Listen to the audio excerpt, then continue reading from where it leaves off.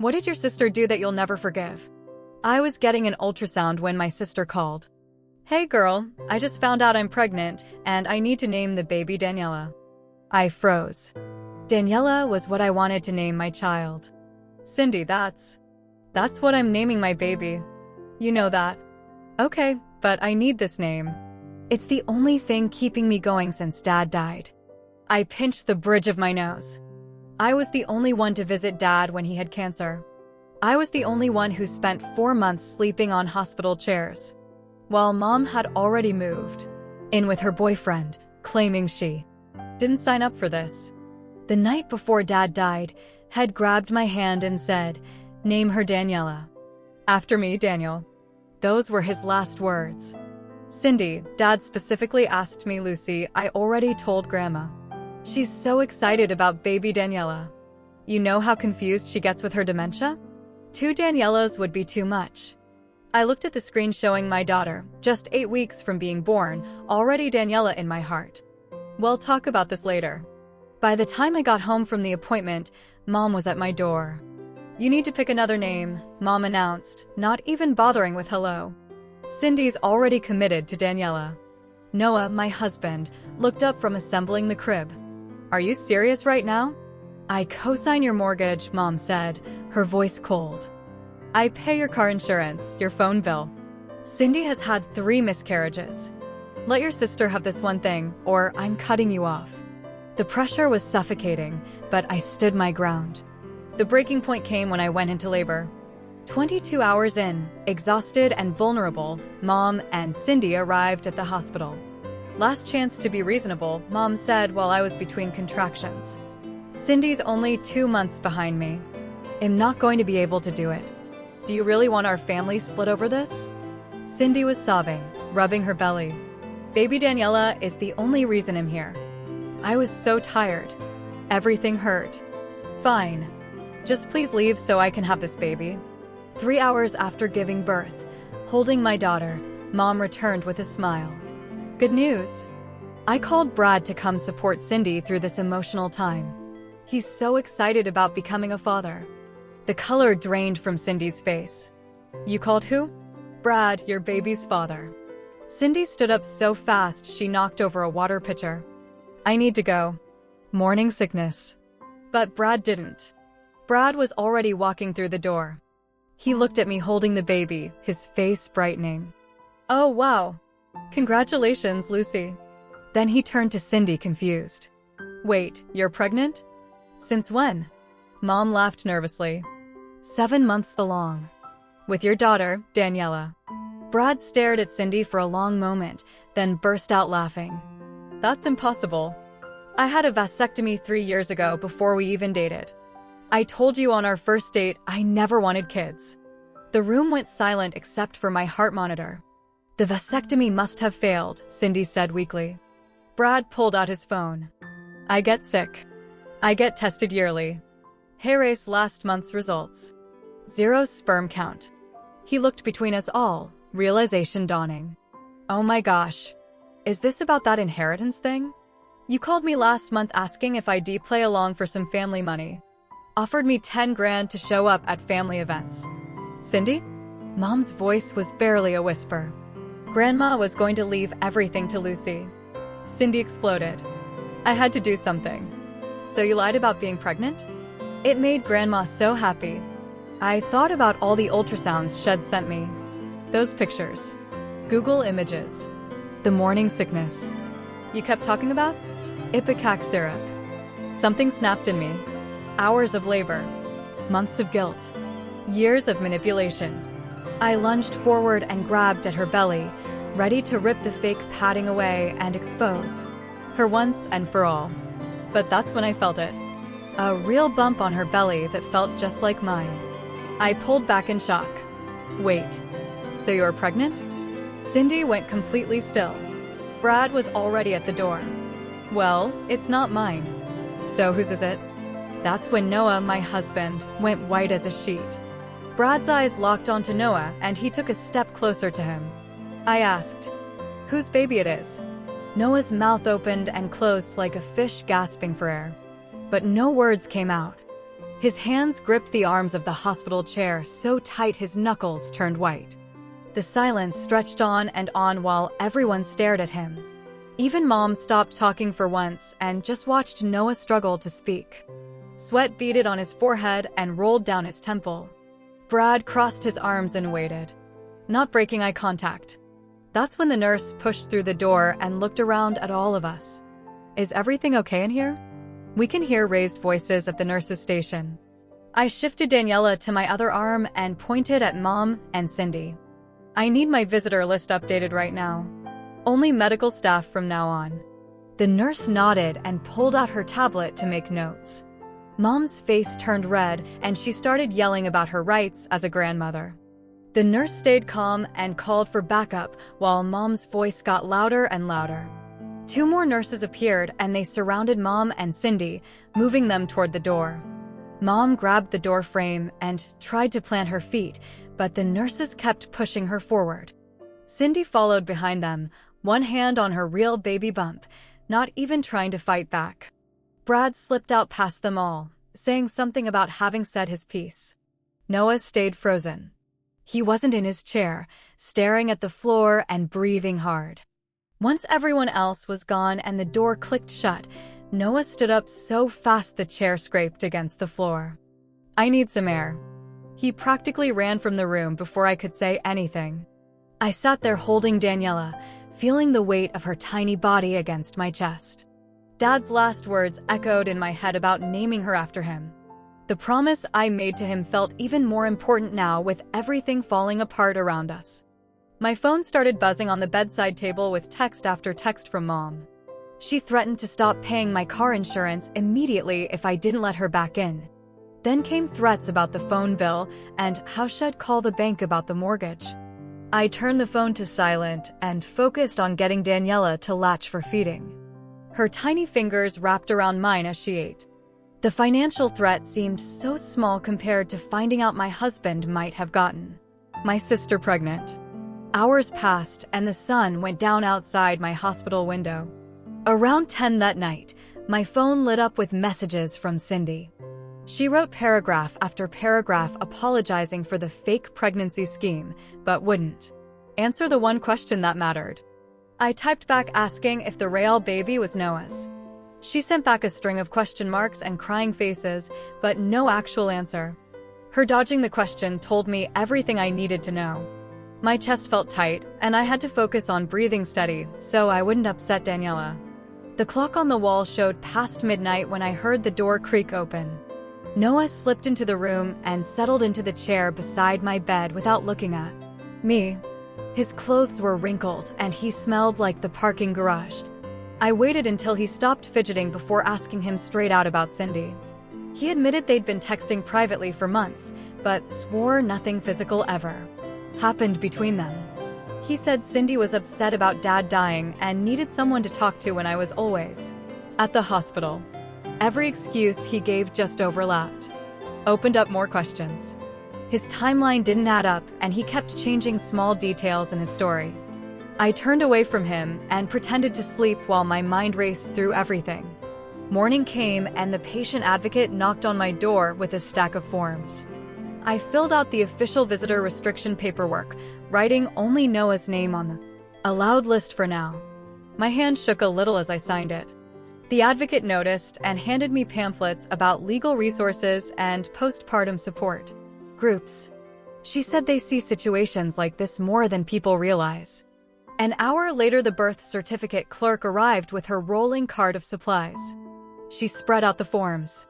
I put them on my tray table and showed me where to sign. When she asked for the baby's name, I wrote Daniela without any hesitation.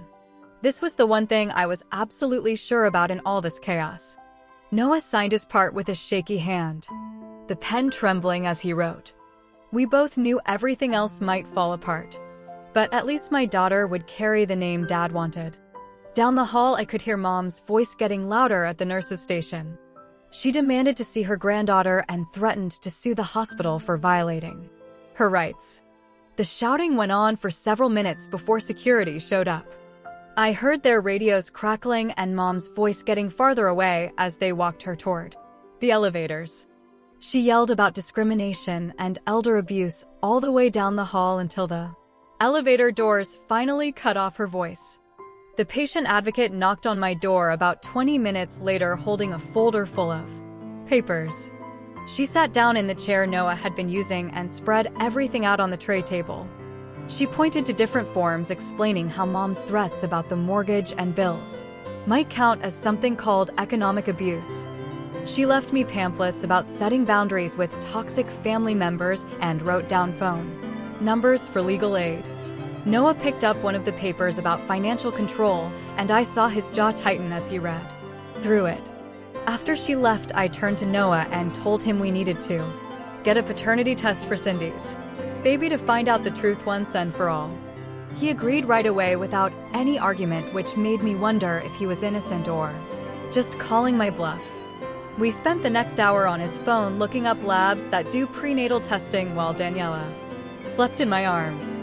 The first place we called said the test would cost $2,000 and would need Cindy to sign consent forms since it was her baby being tested. The woman on the phone explained it would take 2 weeks for results once they got all the samples.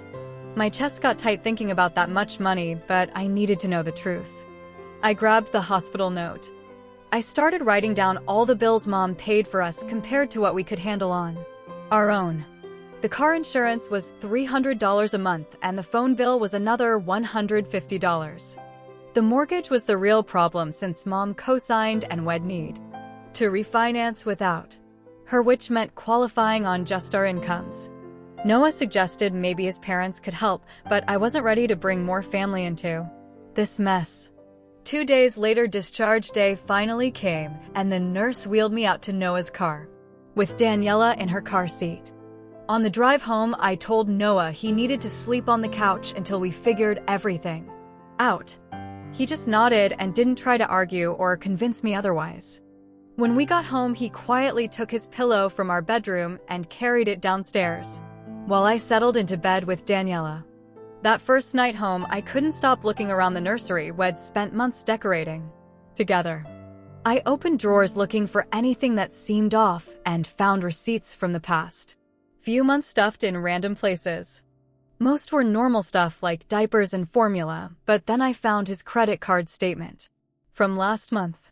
There were 3 charges at a gas station 2 blocks from Cindy's apartment on days he said he was working late. My hands shook as I put the papers back and tried to focus on feeding Daniela instead of crying. The next morning, I called the nurse. I called the number on the patient advocate's pamphlet and scheduled a free consultation with an attorney who handles family financial abuse cases. The assistant said they see situations like mine all the time and could fit me in 3 days from now. I wrote down the appointment time and felt a tiny bit of hope for the first time since Brad showed up. 3 days later, Noah's mom watched Daniela while I drove to the attorney's office downtown. The lawyer was a woman about Mom's age who listened without interrupting as I explained everything from Dad's death to Mom's threats. She pulled out a legal pad and started writing notes about power of attorney and something called conservatorship for Grandma. She explained that what Mom was doing with the financial threats could definitely be considered abuse and told me to start documenting everything. She said she'd take my case for a reduced fee since I was dealing with financial abuse, and gave me homework to gather all the evidence I could find. That night, I was scrolling through social media when Cindy posted a new ultrasound picture with hearts all around it. I saved the image and did a reverse search like I had with her old fake ones. But this time nothing came up. This picture was real, which made everything even more complicated than before. I needed to find Noah's insurance documents for the attorney, so I logged into his email while he was downstairs. I searched for the insurance company name and started downloading files when I noticed an old receipt from a rideshare app. The pickup was our house, and the drop-off was an address I didn't recognize, so I typed it into Maps. The location was 2 blocks from Cindy's apartment, and the date was 6 weeks ago when he said he was at a work dinner. My stomach dropped as more pieces started clicking together in my head. I printed the receipt with shaking hands and waited for Noah to come upstairs for bed. When he walked in, I held up the paper and watched his face change from confused to guilty in seconds. He started talking fast about how Cindy called him crying that night, drunk at some bar after another fight with Mom. He said she needed a ride, and he didn't want to worry me since I was already stressed about Dad being in hospice. Every word he said made it worse because Head lied to me about a work dinner that night. I told him to explain why he dropped her off 2 blocks away instead of at her actual building. He said she wanted to walk to clear her head, but the look on his face told me he was making it up as he went. The next morning, an email came from the lab with consent forms attached for the paternity test we'd discussed. The forms needed Cindy's signature since we'd be testing her baby's DNA through her blood while she was still pregnant. I forwarded them to her with a text saying I'd pay the full $2,000 if she'd just agreed. She texted back 20 minutes later asking why I was trying to destroy our family over nothing. I didn't respond because there was nothing left to say until we had proof one way or another. That afternoon while I was nursing Daniela, my phone rang with a voicemail from Mom. Her voice was cold and clear as she said she'd pull every bit of financial support if I went through with any testing. She listed everything she paid for like she was reading a grocery list. The mortgage, the car insurance, the phone bills, even the Netflix account she'd added us to years ago. She said I had 24 hours to drop this ridiculous investigation or she'd leave us with nothing. I said I'd pay the full $2,000 if she'd just agreed. I saved the voicemail and immediately forwarded it to my attorney's email with a note about the threats escalating. My attorney called back within an hour and asked me to come in the next day to discuss options. When I got to her office, she had already pulled together information about refinancing mortgages without a cosigner. She showed me how we could qualify based on Noah's income alone if we could put down another $10,000. She also had a stack of papers about different car insurance companies and phone plans that would cost less than what Mom was paying. She gave me contact information for 3 financial advisors who specifically worked with people leaving abusive family situations. The path forward existed, but looking at all those numbers made my head spin. 2 weeks later, at Daniela's first pediatrician appointment, I filled out all the paperwork listing only myself as the emergency contact. The nurse asked about other family members, and I just shook my head without explaining. During the exam, the doctor noticed I seemed tense and asked if I was doing okay with the adjustment to motherhood. She handed me a postpartum depression screening form, and I answered honestly about the anxiety keeping me up at night. My score was high enough that she wanted to prescribe medication, but I refused since I was breastfeeding. She gave me pamphlets about support. I was also asked to do some support groups and breathing exercises instead. A few days later, Cindy texted asking if we could meet while Mom was at work. I suggested a coffee shop downtown, and she agreed to come the next morning. When I got there, she was already sitting in a corner booth looking smaller than I'd ever seen her. She said she'd do the test if I paid for everything and promised not to tell Mom until the results came back. The way she kept checking the door and her phone told me she already knew what those results would say. She signed the consent forms right there with her hand shaking so bad she could barely hold the pen. The following week, we all met at the lab for the actual testing. Noah went first, letting the technician swab the inside of his cheek while I held Daniela in the waiting room. Then Cindy went back for her blood draw since they needed her blood to test the baby's DNA. The technician explained the chain of custody procedures, how they'd seal everything with special tape and signatures. Cindy wouldn't look at me or Noah the entire time we were there. 2 days after the test, the lab called me because Mom had called them claiming identity theft and fraud. She'd somehow found out about the testing and was trying to stop it by saying we'd stolen Cindy's identity. The lab supervisor was very professional and said they dealt with interfering family members all the time. Paternity cases. They verified consent with me and Cindy directly and confirmed they would proceed with testing despite Mom's attempts to stop them. That night, Noah finally broke down and admitted he'd gone to Cindy's apartment once about 6 weeks ago. He said Mom had been calling him at work, pressuring him about me and the baby name situation. He went to talk to Cindy about backing off, but insisted nothing happened between them. He said they just talked for an hour and he left, but the trust was already gone. I started writing everything down in a journal my attorney had suggested keeping. Every conversation, every text, every strange receipt I found got documented, with dates and times. 3 days before the results were due, my attorney called with unexpected news. She'd been going through Dad's papers from the hospice and found a letter he'd written about wanting me to name my daughter Daniela. The letter wasn't legally binding for anything, but it clearly showed Dad's wishes in his own handwriting. She suggested keeping it ready in case Mom tried any legal threats about grandparent rights or custody interference. The next morning, my phone rang while I was changing Daniela's diaper, and Mom's voice came through cold and shrugged, saying she'd filed papers with the court, claiming I wasn't mentally stable enough to make decisions about Grandma's care.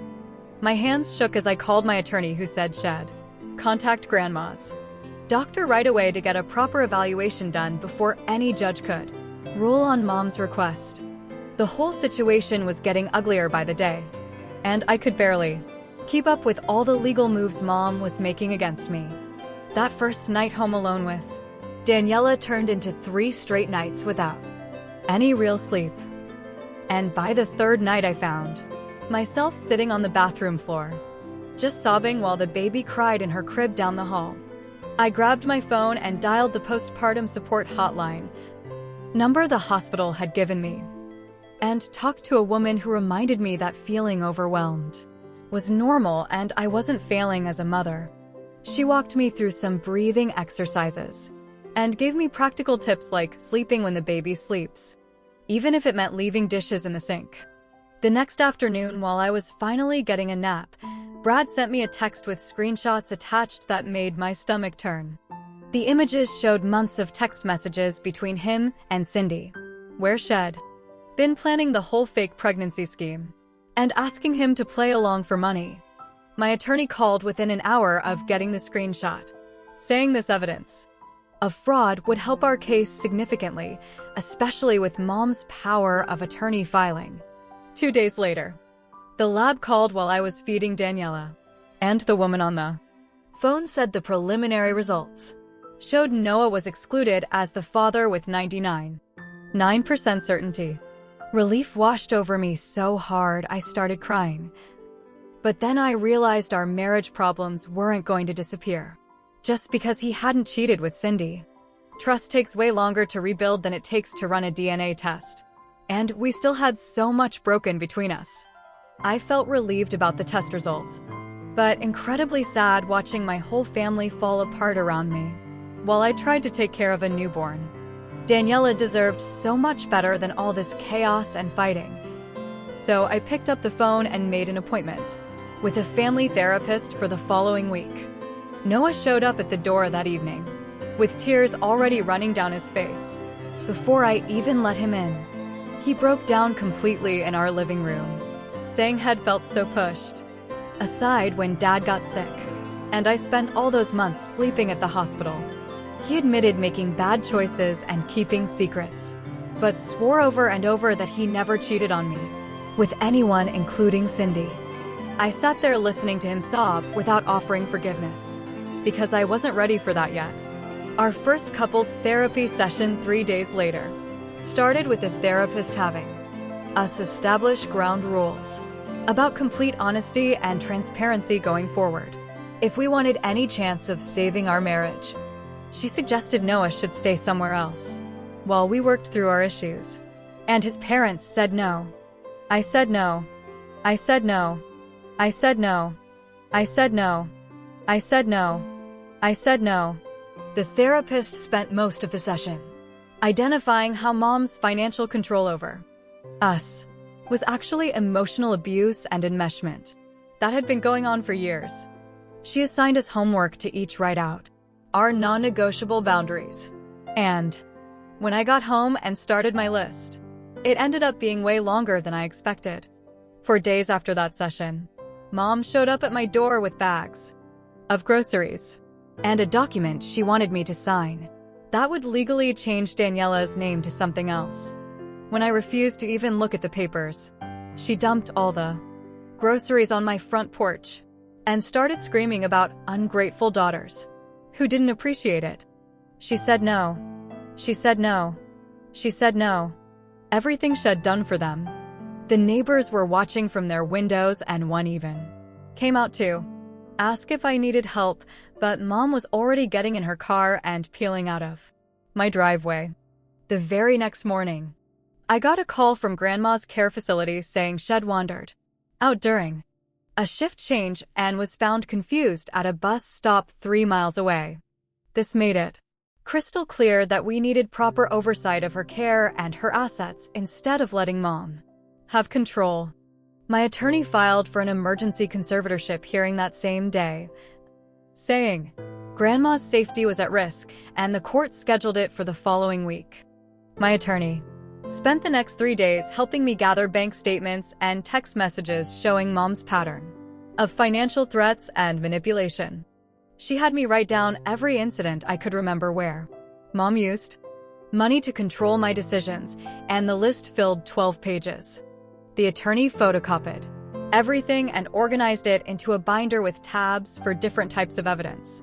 She said the judge would want to see clear patterns, not just isolated incidents. While I was at the attorney's office on the 3rd day, Cindy texted asking if we could meet privately at the coffee shop near her apartment. She looked terrible when I got there, dark circles under her eyes and her hands. She was shaking as she held her tea. She leaned across the table and whispered that the baby's father was someone from her office, a guy named Mark who had a wife and 2 kids. She begged me not to tell anyone, especially Mom, because it would ruin everything. I told her that keeping secrets was exactly what got our family into this mess in the first place. She started crying right there in the coffee shop, saying Mom would destroy her if she found out the truth. I reminded her that Mom's reaction wasn't my problem anymore, and I wasn't going to lie for her, but I also wasn't going to spread her business around. The conversation ended with her sobbing into napkins, while other customers were crying. I told her that I wasn't going to lie for her, but I also wasn't going to lie for her. I told her that I wasn't going to lie for her, but I also wasn't going to. That same evening, Noah came by to pack more of his clothes and told me his parents had cleared out their guest room for him. We worked out a schedule where he'd come over 3 times a week to help with the baby, Tuesday and Thursday evenings plus Saturday mornings. He loaded boxes into his truck while I held the baby and watched from the doorway. The house felt wrong without his stuff in it. Empty spaces where his gaming setup used to be and gaps on the bookshelf. 2 days later, the lab called with the final official report, and the woman on the phone read the results confirming Noah was excluded as the father with complete certainty. She mentioned they could test other potential problems, but she didn't. She didn't. She didn't. She didn't. She didn't. She didn't. She didn't. She didn't. She didn't. She didn't. She didn't. She didn't. She didn't. She didn't. If we provided samples, but I told her that wouldn't be necessary because I didn't care who it was anymore. The truth had freed us from one lie, but it had exposed so many others that I felt exhausted just thinking about it all. Within a week, word had somehow spread at Cindy's workplace about her pregnancy, and she called me crying because people kept asking about the father and making comments. She said her coworkers were whispering behind her back and someone had seen her at prenatal appointments alone and started rumors. I reminded her that Brad had tried to warn her about what happens when lies catch up with you. Our next therapy session focused on rebuilding trust through total trust. I told her that I didn't want to be a father, transparency, and the therapist had Noah bring his laptop to show me his bank statements and credit report right there in her office. He logged into all his accounts while I watched and printed out 6 months of transactions. We set up a shared calendar on our phones where we both had to log where we were going and when we'd be back. The therapist said starting from zero trust meant we Had to rebuild brick by brick with complete honesty about everything. While going through old mail that had piled up, I found a credit card statement addressed to me for an account I didn't recognize. When I called the company, they said the card had been open for 3 years, with Mom listed as an authorized user and a balance of $800. I called the company, and they said the card had been open for 3 years, with Mom listed as an authorized user and a balance of $800. My attorney said this was straight-up fraud and helped me file a police report and dispute with the credit bureaus. She sent Mom a formal cease and desist letter about the financial harassment and fraud, delivered by certified mail, so we'd have proof Mom received it.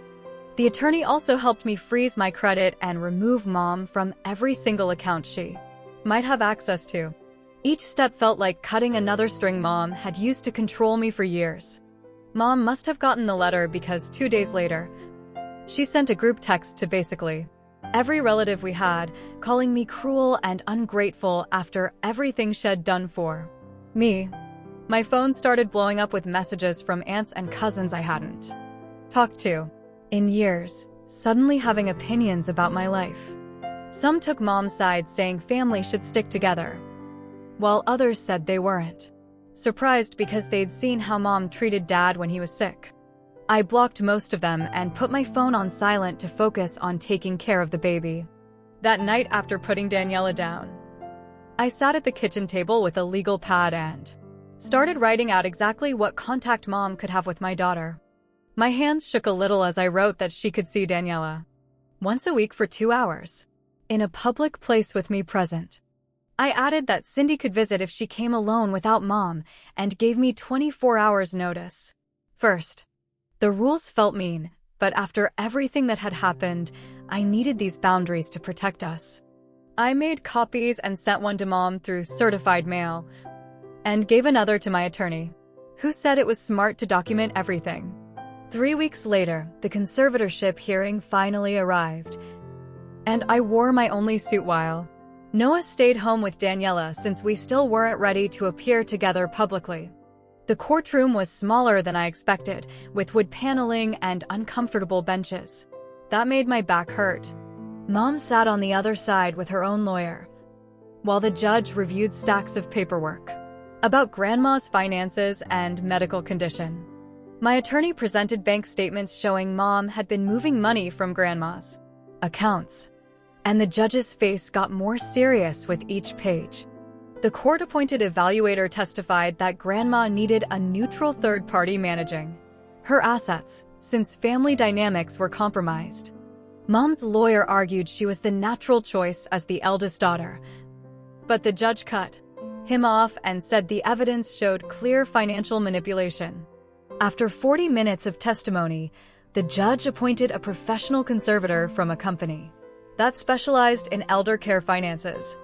Mom stood up so fast her chair scraped against the floor, and her lawyer had to grab her arm to stop her from approaching the bench. The judge warned her about courtroom behavior and said the decision was final, pending any appeals, which would take months to process. Outside the courthouse, Mom was waiting by the doors, even though her lawyer was trying to pull her toward the parking garage. She blocked my path and called me vindictive and selfish, and said Dad would be ashamed of how I was destroying our family. Her face was red, and people were starting to stare at us on the courthouse steps. I wanted to defend myself, but remembered what my therapist said about not engaging with manipulation tactics. I walked around her without saying anything while she kept yelling that I'd regret this when I needed family someday. My attorney witnessed the whole thing and made notes about Mom's behavior for our records, in case we needed a restraining order. 2 days later, my phone buzzed at 3 in the morning with a text from Cindy saying she was in labor 6 weeks early. She asked if I could come to the hospital because she was scared and Mom was being too intense about everything. I sat in bed for 10 minutes debating whether to go while Noah held Daniela, who had woken up hungry. Part of me remembered the sister who used to braid my hair and share secrets before Mom's manipulation destroyed everything between us. I finally got dressed and drove to the hospital while Noah stayed with. The baby, since wed, agreed to minimize contact during our separation period. The maternity ward was the same one where Mom was staying at the hospital, and I was given birth just weeks earlier, and the smell of disinfectant brought back all those memories. Cindy was alone in her room with monitors beeping and an 4 drip running into her arm. She grabbed my hand when I walked in and started crying about how scared she was and how sorry she was about everything. When the contractions got bad, she squeezed my hand so hard my rings dug into my fingers, but I didn't pull away. The nurse said the baby was coming fast for a premature delivery, and they called the NICU team to be ready. Mom showed up an hour later and tried to take over, but Cindy actually told her to wait outside because she wanted me there instead. Mom's face went white when she saw me. Mom's face went white with shock, but she left when the nurse said only one support person was allowed during delivery. 8 hours later, Cindy's son was born at 4 pounds and 3 ounces, but breathing on his own, which the doctor said was excellent for his gestational age. They whisked him to the NICU for monitoring, but let Cindy hold him for a minute first, while tears ran down her face. When the nurse came with the birth certificate paperwork and asked about the baby's name, Cindy hesitated for a long time. Mom had come back in and immediately said his name should be Daniel after Dad, but Cindy shook her head. She looked at me and then wrote Sheehan on the form, her favorite name from high school that had nothing to do with our family drama. Mom tried to argue, but Cindy said it was her baby and her choice and signed the papers before Mom could say anything else. The section for father's information stayed blank, and when the nurse asked if she was sure, Cindy just nodded without explaining. The hospital social worker came by with pamphlets about resources for single mothers, including financial assistance and support groups. Mom realized she couldn't control the story the way she'd planned and left the room without saying goodbye to either of us. That evening, Mom posted on social media announcing the birth of her grandson Daniel with a photo she'd taken of the baby without permission. Within minutes, Cindy commented underneath correcting that his name was Sheehan and asking Mom to respect her choices as a mother. I saw the whole exchange on my phone while feeding Daniela and felt proud of Cindy for standing up to Mom publicly. Several relatives liked Cindy's comment, which probably made Mom furious, but showed that people were starting to see through her manipulation. The next evening, Noah came over for his scheduled time with Daniela, and we ended up sitting together on the couch while she ate. His hand brushed mine when he adjusted her blanket, and neither of us pulled away immediately, like we'd been doing. The hurt was still there. He was still there between us, but so was the connection we'd built over 8 years together. We weren't ready to talk about us, but we both knew we weren't ready to end things completely either. During our next therapy session, the counselor pulled out a whiteboard and created a detailed 90-day plan for us to follow. She wrote out that Noah would keep living with his parents while I stayed in the house, with clear visiting schedules for him with Daniela, would have no contact with Mom during this period, and would meet weekly for counseling to work on rebuilding trust. She said if we could follow the structure successfully for 3 months, we could reassess living together again with new boundaries. The plan felt overwhelming, but having clear rules and expectations gave us something concrete to work toward instead of just floating in uncertainty. The first thing I did was call my own insurance company and set up my car insurance without Mom's name on it. The agent on the phone walked me through different plans, and I picked the cheapest one that still gave me good coverage. Next, I went to the phone store and got my own plan, transferring my number off Mom's family account, which took 2 hours of paperwork. The attorney helped me fill out forms for Dad's life insurance that Mom never told me about. She said it would take a few weeks to process, but Dad had left me as the only person who could get the money. 3 weeks later, a check for 3 months was made. The check for $15,000 showed up in my mailbox. I drove straight to the bank and opened my own account where Mom couldn't touch anything. The teller helped me set up online banking, and I deposited the check, watching the numbers appear on the screen. Having my own money felt better than any fancy thing Mom ever bought me. Around that same time, Cindy texted me a real photo of her son Jian sleeping in his crib. She wrote that she started seeing a therapist twice a week to work on her issues with Mom. The photo wasn't edited or fake, just a regular picture of a baby with no games attached. She said maybe we could try to build something better between us when she figured herself out more. I said I saved the photo but didn't respond right away because I needed more time. The conservator who took over Grandma's money sent me a letter saying everything was secure for her care now. Grandma's memory was getting worse every day, but at least she was safe and comfortable in her facility. All that fighting about inheritance didn't matter anymore since the money would just pay for her medical needs. One quiet afternoon while Daniela napped, I found the letter Dad wrote about her name and his things from the hospital. I held her while reading it out loud, his handwriting shaky but clear about wanting me to name her after him. She grabbed my finger while I read, and I promised to raise her with all the good things he taught me. That moment in my living room meant more than telling anyone else about the letter. Noah and I stuck to the therapist's plan of living apart, but we started having dinner together once a week. His mom would watch Daniela at her house while we went to simple restaurants and talked about regular things. We were learning how to talk without Mom causing problems between us. The dinners weren't romantic, but they helped us remember why we got married in the first place. After 2 months of no contact, Mom sent me a text saying she was sorry for some things she did. She listed boundaries she would follow if I wanted to see her again, like not trying to control my money or telling me how to raise Daniela. I wrote back with my own list of rules, including only meeting in public places once a month for coffee. She agreed, and we set up our first meeting at a coffee shop downtown for the next week. One night during Daniela's 3 a.m. on feeding, I looked around my quiet house and realized we were actually doing fine. The bills were paid with my own money. Daniela was healthy and growing. Noah and I were slowly fixing things, and Mom wasn't controlling everything anymore. We weren't perfect and probably never would be, but we were stable and getting better every day. Daniela finished eating and fell back asleep against my chest, her tiny breath steady and peaceful. So yeah, that's basically the whole thing. Nothing too polished, just how it played out. Thanks for sticking around and hanging out with me. We'll do it again next time if you're up for it.